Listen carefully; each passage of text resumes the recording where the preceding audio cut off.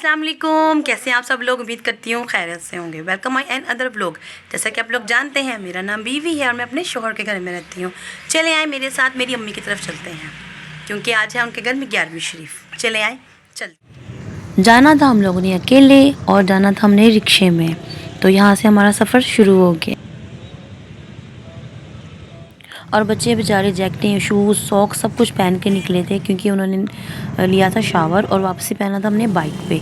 अगर हम इस चीज़ों को बैग में कैरी करते तो वज़न हो जाना था, इसलिए हमने बच्चों को पहना दिया था। बट दिसंबर की 13 तारीख थी और आप देख सकते हैं शदीद धूप थी, सूरज भी हमारे सर पे था और कोई नहीं मान सकता कि ये दिसंबर का दिन है और इतनी तेज़ धूप। ज़रा सी ठंडी हवा नहीं थी और देखें सूरज किस तरह से हमारे सर पे बैठा हुआ, चमचम करता हुआ। लो जी सफ़र शुरू हो गया, ना ख़त्म होने वाला। खैर ना ख़त्म होने वाला तो नहीं, खैर था, काफ़ी लंबा सफ़र था, क्योंकि रिक्शा आपने एक से दूसरा चेंज करना था, तो सफ़र तो लंबा हो ही जाना था। खैर वो आफियत से हम लोग पहुंच गए थे, बट अब पूरा 1 घंटा लगा था हम लोगों को पहुंचने में।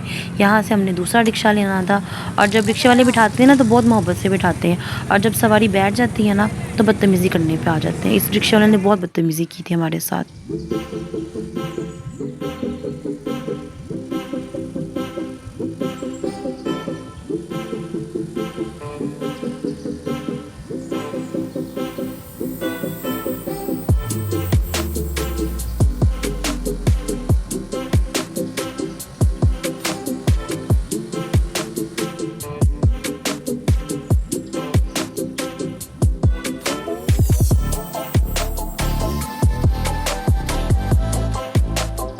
जैसे जैसे सफ़र गुजर रहा था, आपकी बहन का जो सब्र का पैमाना था वो लबरेज हो रहा था, क्योंकि मेरी गोद में था मोहम्मद साद इतने सारे कपड़ों के साथ। एक कपड़ा नहीं पहना हुआ था इस बच्चे ने।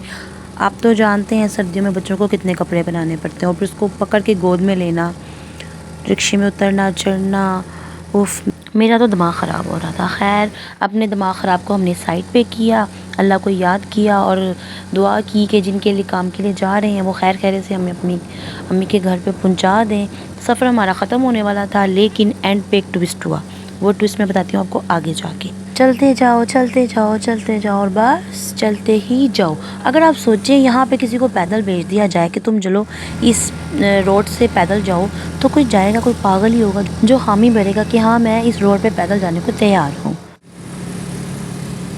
और यहाँ पे आता है ट्विस्ट। यहाँ पे हमने उतरना था और रिक्शे वाले को मैं कह जा रही थी भाई उतार दें, यहाँ पे हमें उतार दें, हमारा स्टॉप आ गया है। लेकिन शायद रिक्शे वाला बहरा था या उसने कान में हैंड फ्री लगाई हुई थी। अब इसका जवाब मेरे पास नहीं है, वो उस आदमी के पास ही है। और उसने हमें यहाँ उतारने की बजाय इतनी दूर उतारा, ये देखें, अरे मैं दिखाती हूँ आपको। वो वहाँ उतरना था हमने और हमें यहाँ उतारा, और इतनी सलावात सुनाई मैंने उसको, और आगे से रिटर्न में उसने भी सुनाई, क्योंकि वो कहता है जी मैं किसी का रखता नहीं हूँ, गिव एंड टेक है ना लाइफ का नाम, तो अगर आप मुझे सुनानी तो मैं अभी आपको सुनाऊँगा।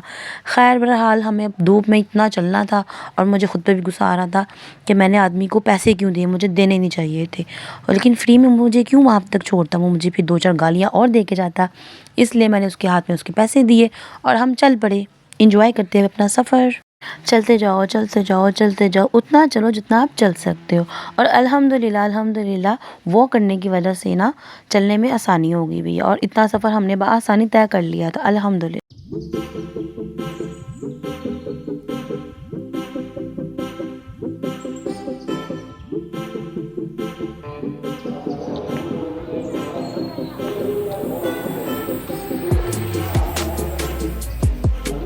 आज बहुत था औखा अम्मी के घर जाना, बहुत औखा था अम्मी के घर जाना।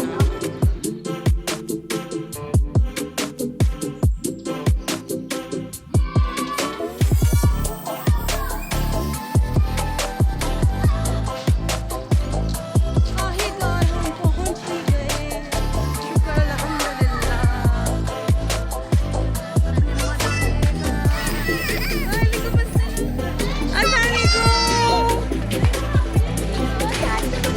और जब हम मम्मी के घर पहुंचे, मेरी भाभी ने सारा काम कर लिया हुआ था, कमरे की सफाई भी हो गई हुई थी, बर्तन भी साफ हो गए हुए थे,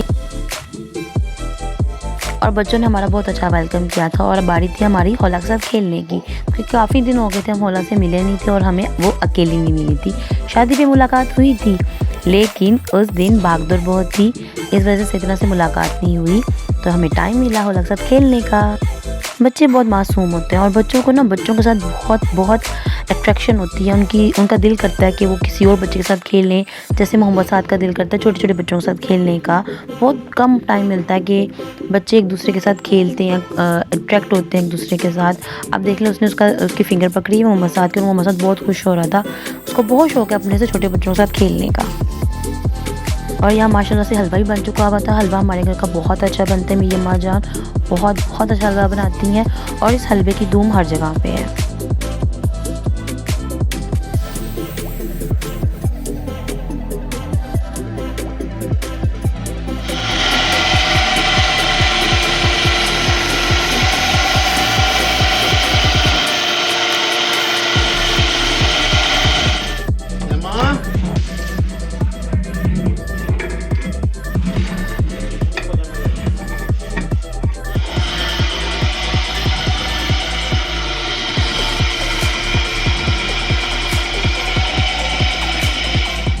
ये देख हमारे घर में बनती है, शुरू से बनती आ रही है और ये कोई नाई नहीं बनाता, ये मेरी भाभी है, मेरी अम्मा मैच होके बनाती है अल्हम्दुलिल्लाह।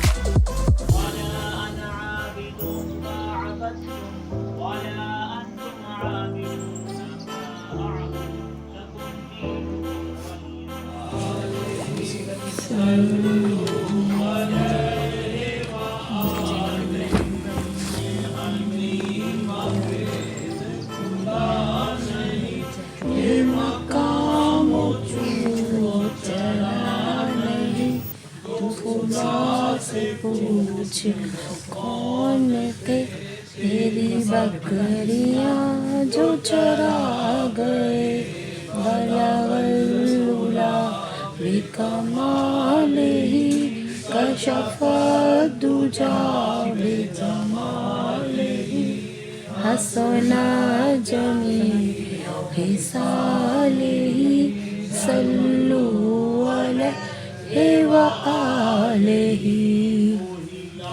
मक्का के मकी हुए सरे अर्श तख्त नशी हुए, वो नबी है जिनके है ये मक्का, वो खुदा है जिसका मकान नहीं।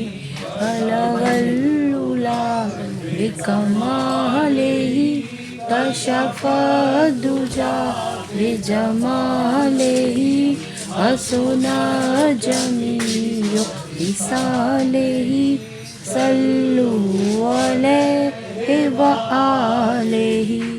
व्लॉग मैं पूरा बना नहीं सकी थी, मैं आपको खाना दिखा नहीं सकी थी क्योंकि काम बहुत ज़्यादा था, जिसकी वजह से मैं बाकी वीडियोस नहीं बना सकी थी, इसलिए मेरा आज का व्लॉग थोड़ा सा ही है। के साथ आज की वीडियो और आज मेरा मिनी व्लॉग ख़त्म होता है। उम्मीद करती हूँ आपको आज की वीडियो अच्छी लगी होगी। अच्छी लगी तो लाइक सब्सक्राइब ज़रूर कीजिएगा, क्योंकि आप तो जानते हैं हम आपके बगैर कुछ नहीं कर सकते। ना ख्याल रखिएगा, दुआ में याद रखिएगा। मिलते हैं अगले व्लॉग में। अल्लाह हाफिज़।